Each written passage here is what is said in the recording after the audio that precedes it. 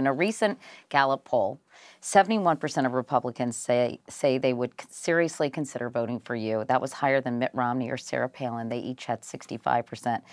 And the same thing in a CNN poll, you were first among Republicans. Who do you think are the Republicans with the biggest political futures, if you had to say now, Well, today? First of all, I wonder where were those people 3 years ago when I really could have used them. I think the Republicans right now are not so much sorting through who's going to lead. We've got to come to grips with what we're going to stand for. And the Republicans got in trouble because they abandoned the very principles that are supposedly Republican: controlling spending, keeping taxes low, accountability, a sense of simply doing what you say. Well, the Republicans spent money is bad, if not worse, than Democrats.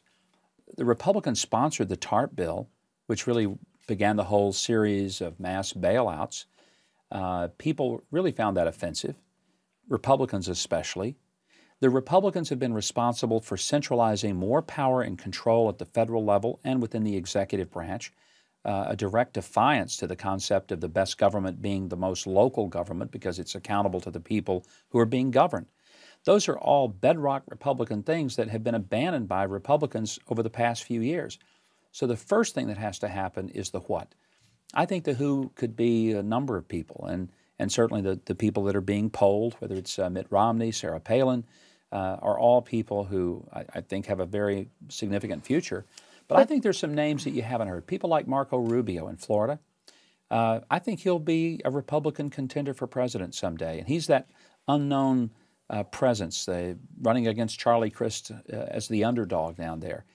I see some exciting, bright, young, articulate and charismatic people coming up in our party. Who else? Tim Pawlenty, what do you think of him? I like Tim. Tim's very sharp. Governor of Minnesota, I think he's got potential. I think Mitch Daniels, Mitch, I'm not saying he's a young, but he is brilliant and has done a phenomenal job of leading Indiana. Haley Barbour is another person who is an old hand at politics, probably the best political strategist in the country. So we've got a number of people that could step in.